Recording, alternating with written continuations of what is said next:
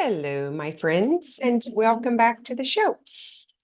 So this week, I am going to be talking about the cost of creativity.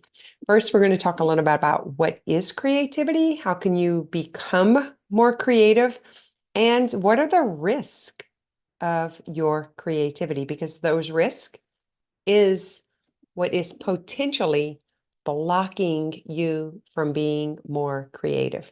So first of all, I'm going to apologize. My voice is not fully back. And you know my take on this. I really believe it's because I have pretty big plans for 2024 and have made some huge claims and investments that are leading into this next year. And I am answering the call, the nudge, the desire, and the wants of my heart and soul. I believe that our wants and desires are God expressing through us. And once I really started sitting with that, I kind of had to give up the BS around not following through. You know, there's something about, let me ask you this. When you think about yourself and who you are in the world, your unique individual self, and you think about things maybe in your body or about yourself that are personal that you don't like or that you don't accept. Have you ever had that? Have you ever been that person where I wish my eyes wouldn't be this way or my body wouldn't be this way? For me, it's like I hate the fact that my knees turn in, and this has been such a huge shame point for me, especially when I was younger. I was knock-kneed and pigeon-toed, and I just have such like leftover residue from that. And I had to come to the conclusion one day that there's not a damn thing I can do about this. It is what it is, and I am who I am. And I can continue to make a mockery or to reject what God created me to be, or I can accept it. And that is what I had to do. But when you accept it and you fully embody the essence of who you are, and you start making courageous steps of being seen, being heard, witnessed, whatever it is, there is a cost to that. And that cost is unease and discomfort and visibility. And that's what I'm talking about today with creativity. So I'm going to bridge both of those together. But first, I want you to consider, are you fully expressed as who you are? Are there parts of you that you are ashamed of or you try to hide because of people you hang around with or people who know you or things that you've heard other people say?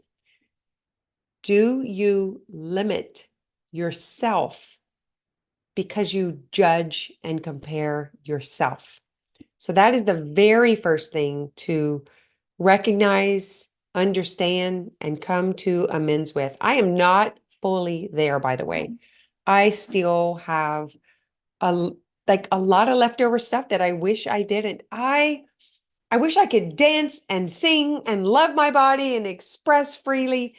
And I'd be lying if I said I did, which is one of the main reasons that I invested in personal coaching this year at the capacity that I have, because I know that I cannot create the impact that I want, the changes that I want, and I can't reach the number of people that I desire to reach if I continue carrying these limitations, these judgments. So for you, just leading into this episode and where I'm going with creativity, that is the first thing for you to answer, because you are a creative expression. You just being in human form is creativity. It is a spiritual experience to be who you are in this body on planet Earth. So first, do a little assessment. How much do you accept or resist your body, your image, your expression, the way that you talk, the way that you look, the way that you think, things that you put out into the world. Do you have limitations? Do you have judgment? Do you have blocks? Or are you fully transparent and expressional to the degree of full exposure? Got it? Okay. So, with that being said, are you expressing your wants and desires? Are you living a purpose-driven life? Are you creating something new in the world? Or are you expressing something that lights you up and something that you want to do, the impact that you want to have? And think about what you're doing with those around you. Are you giving them permission, or are you telling them they should hide that, or they shouldn't let people know, or it's just not accepted, anything like that, because that's where it starts from. It's in childhood that we are very often limited by our parents, by our environment, by our church, by society. We're told how to express and how not to express, what's acceptable and not acceptable. And a lot of that is carried with us into our relationships, into our career, into adulthood. And so I'm making amends with that. I want to invite you to do the same. So that's the first assessment: is, do you fully accept who you are as an expressive divine being in this body, in this world? Who do you want to be, and who are you, and how are you expressing that, or are you hiding it? The second thing is, what do you want to create? What is your purpose? What are you driven by? What do you want to bring to the world that has your unique spin on it? Maybe it's the language that you use, or it's the vision that you carry. Maybe you have figured out something in your own unique way by contemplating on word. Like, I love to break words down and have them mean something unique and different to me. Like, I like to look them up, and I like to use them and do word plays on them. You probably already know that if you listen to the show. So that is part of my expressive creative being. I use different words. I make up stuff. I use analogies that are different. And that is, in my belief, that is God expressing through me. Because that spiritual life, that part of us, it's in all of us. There's so much that we could be doing. There's so much bigness that we can share. There's so much fun to be had. But do you have the freedom to do it? Or do you feel oppressed, or maybe tucked away, safe and locked down? Are you afraid to be different? Because that is the cost of creativity. People will say stuff. They just do. Whether you are unique or not, they will still say stuff, because it's just humans and what they do. They are constantly, including me and you, we're constantly judging and comparing. Our brain wants to feel safe, not be too different. Let's be like everyone else so that we belong, so we don't get ridiculed, so we don't get judged, so that we're safely accepted.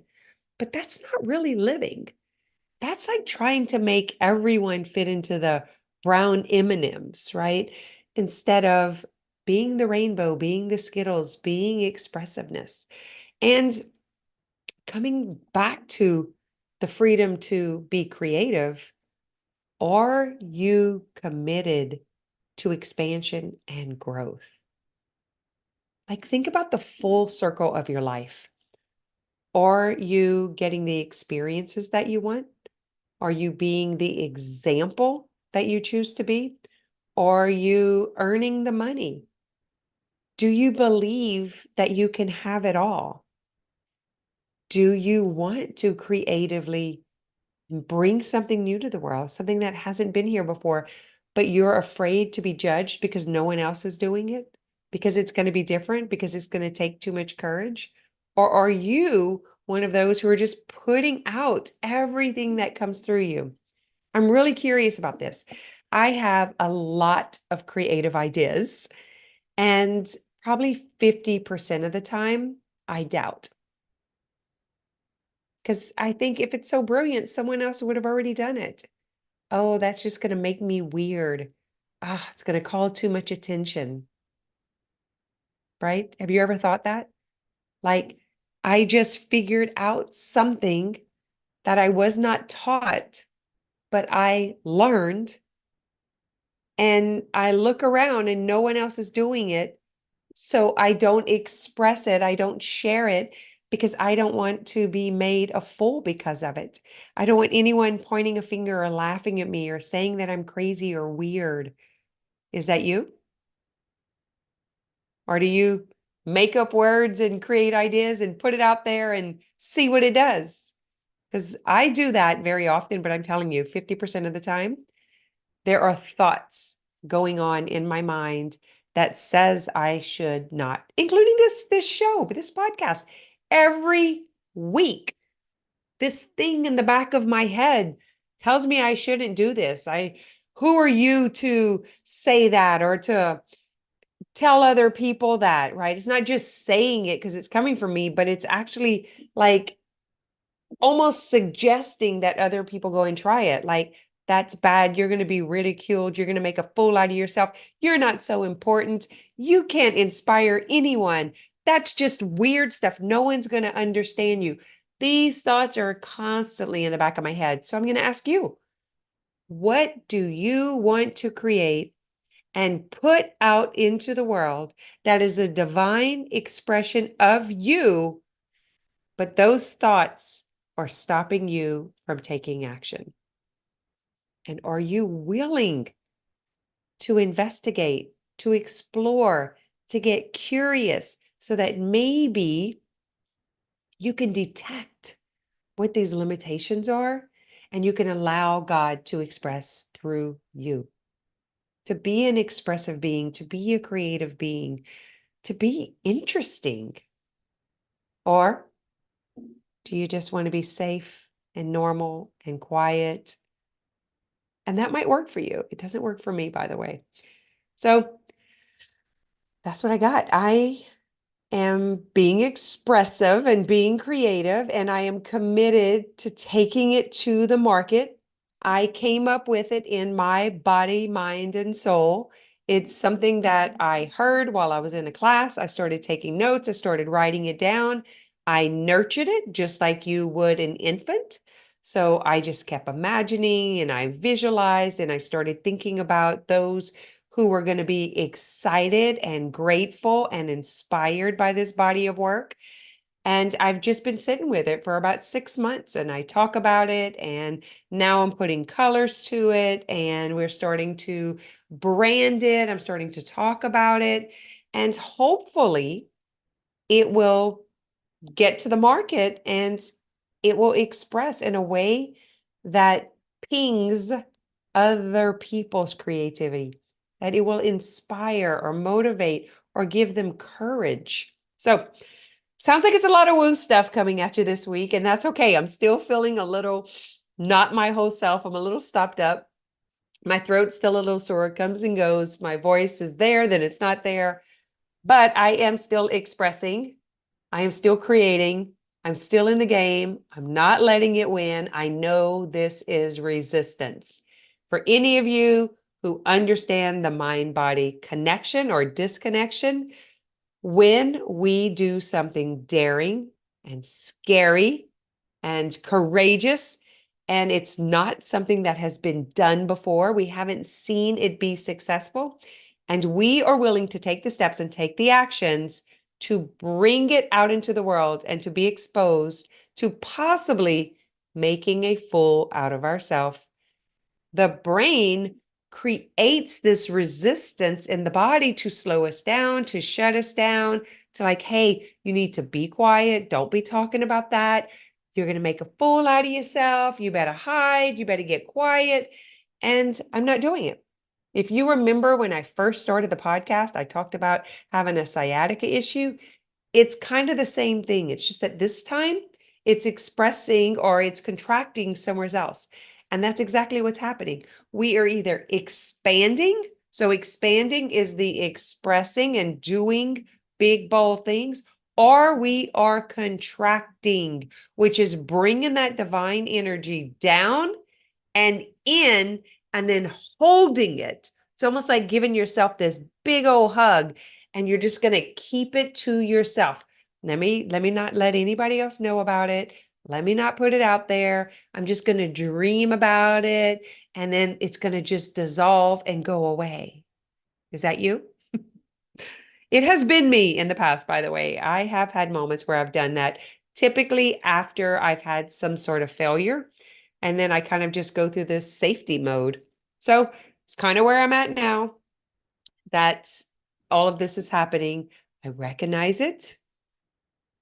I'm not resisting it. I'm allowing it to come up. I'm allowing it to express in a way that is not pleasant. And I just keep taking action. I keep nourishing the vision. I keep talking about it to my clients. I keep talking about it to the team. And I write, I draw, I visualize, I do contemplations on it. I imagine what it'll be like in 3 years and 5 years. I imagine the benefits that my clients will receive from it. And I've already started like some of the calls and it doesn't feel like it's flowing yet. It feels a little awkward. I'm trying to figure out where everyone is and like how fast I can move through this or if I need to slow down. And so I've got this dynamic thing going on to where part of me wants to go really, really fast and hurry up and give the benefits and the results. And then another part of me wants to just be the whole way through. Like I want to slow it down. I want to make sure that everyone is getting it. And I want to move through it with intention.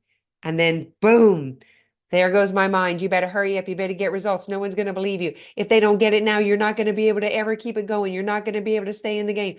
Like I'm like, okay, okay, okay. It's almost like a multiple personality that's going on, right? We call this dissonance in the coaching world. It's when there is a part or an aspect of you that wants one thing, and then there's another part that wants another thing. So there's the part that wants to be creative and express and go out and do something different. And there's another part that just wants it to be boring and settled and safe.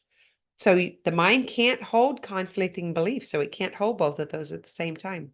And so that's the dynamic like traction that's happening that I'm calling resistance that's in my body that's showing up as physical manifestation. So it is a physical materializing. It's showing up. You know how I say your beliefs are going to show up in your body, your bedroom, and your bank account?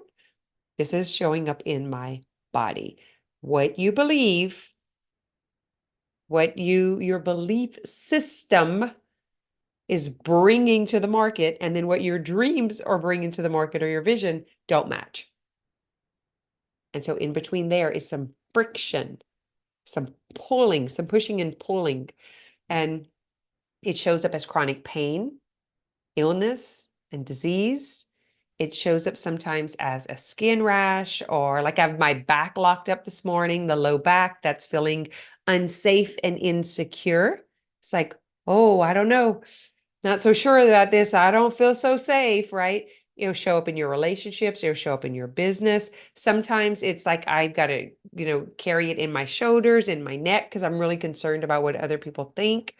Oftentimes it's in our feet and our ankles, and it's that fear of moving forward. What if I can't do it? I don't know if I can support myself. And so it shows up in different areas of the body. And you don't become a victim of it. You just get the awareness, you recognize it, and you watch it play out. And eventually it's not even uncomfortable anymore, to be honest. It's a little uncomfortable right now because I feel stuffy and my throat comes and goes.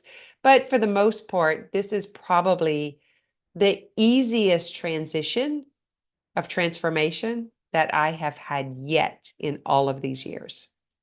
So I want to encourage you to be creative and to know that it comes with a cost, and that cost is discomfort. This cost might be being ridiculed or made fun of or people talking about you. It's really not that big a deal. They are just expressing what their fear is. It's just what we do. We're always projecting and reflecting. We're always doing that to each other. It's actually not personal. I am more afraid of dying a bored soul than I am a creative free spirit. How about you? Do you want to be a creative free spirit and allow God to express and to move through you? Because I'm like, it's kind of what it feels like. Or do I want to stay home, take care of the garden, have an easy life, not push myself? I'm like instantly, I thought, I am just going to be like big like the house because I will be so bored that all my bad habits will return. That's the first thing that popped into my head. So that's it. There is a cost to creativity, and there is also a cost to stifling that creativity. Which one are you going to choose? Are you going to be daring and courageous, and you're going to be willing to express yourself differently through whatever you're creating? Or are you going to be safe? And then what is that costing you? Because that cost is way scarier to me than having to worry about what anyone else says. Because the truth is, at the end of the day, what you think about yourself is more important. All right, my friends, have a great week. Continue to follow, listen, give me a rating and review, share it with friends, help us get it into the hands of more people, and keep listening for the announcement for the rebrand so you can check out what we have going on.